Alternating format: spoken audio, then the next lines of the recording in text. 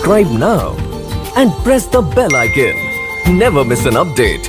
नमस्कार, स्वागत है आपका आज की खबर पुरानी यादों में। राष्ट्रीय जनता दल ने पार्टी नेता शिवानंद तिवारी के बयान से अपने आप को अलग कर लिया है। आरजेडी नेता मनोज झा ने कहा है कि ये शिवानंद तिवारी का निजी बयान है और राष्ट्रीय जनता दल का स्टैंड नहीं है।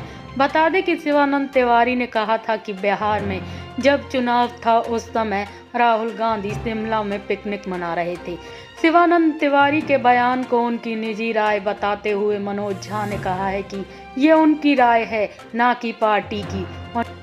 मनोज झा ने कहा है कि चुनाव के विश्लेषण के लिए एक सही वक्त और स्थान चुना गया। इस विश्लेषण में पता लगाया जाएगा कि महागठबंधन कहां सहयोग में और कहां आपसी तालमेल बिठाने में फेल रहा। केदारनाथ धाम के कपाट विधि विधान के साथ शीतकाल के लिए बंद हो गए हैं। बाबा केदारनाथ की डोली केदारनाथ से शीतकालीन गद्दी स्थल के लिए रवाना हो गई है। बाबा केदारनाथ के स्वयंभू लिंग को 6 महीने के लिए समाधि दी गई है। जिस समय कपाट बंद किए गए उस वक्त बर्फबारी जारी थी। लगातार हो रही बर्फबारी के चलते मंदिर के द्वार और डोली प्रस्थान में थोड़ा विलंब हुआ है। 18 नवंबर को बाबा की डोली शीतकालीन गद्दी स्थल ओमकारेश्वर मंदिर ओखीमठ पहुंचेगी। बता दें कि बाबा की डोली के साथ 1000 भक्त पैदल चल रहे हैं।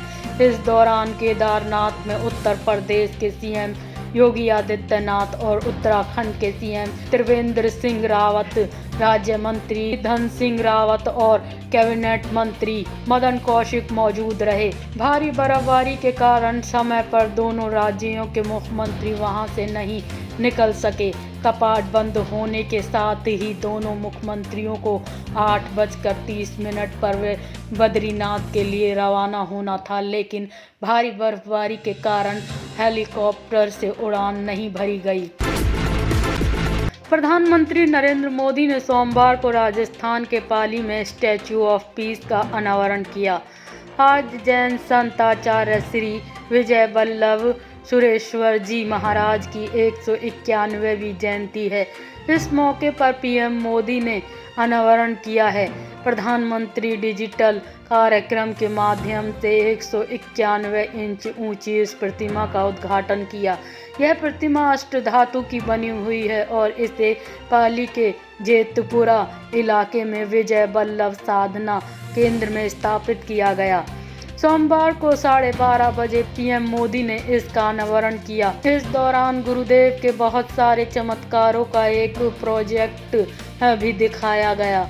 आधिकारिक बयान के मुताबिक 1870 से 1954 तक के अपने जीवन में सुरेश्वर जी महाराज ने भगवान महावीर के संदेश का निम्न स्वर और संपूर्ण भाव से प्रयास किया था। उन्होंने जनता के कल्याण, शिक्षा के प्रयास और सामाजिक कुरीतियों के उन्मूलन के लिए भी अथक प्रयास किए थे। साथ ही प्रेरक साहित्य के जरिए सद्गुणों की व्याख्या की। सुरेश्वर जी महाराज का जन्म गुजरात के बड़ोदरा में हुआ था। जानकारी के मुताबिक आज़ादी की लड़ाई के दौरान खादी स्वदेश आंदोलन में भी उनका बड़ा योगदान रहा था। महाराष्ट्र में 16 नवंबर यानी कि आज से सभी धार्मिक स्थल खोल दिए गए। महाराष्ट्र में उद्धव ठाकरे सरकार ने मंदिर, मस्जिद, गुरुद्वारे, दरगाह सबको खोलने की इजाज़त दे दी है, लेकिन आस्था के लिए धार्मिक स्थलों में जाने से पहले कोविड के नियमों का पालन करना होगा। मास्क पहनना भी जरूरी होगा और सोशल डिस्टेंसिंग भी। महाराष्ट्र में कोरोना संकट के चलते 18 मार्च से मंदिर, मस्जिद, गुरुद्वारे, गिरजाघर सभी धार्मिक स्थल बंद कर दिए गए थे, लेकिन मंदिरों को खोलने के लिए बीजेपी ने जैसे एक आंदोलन सा छेड़ दिया था।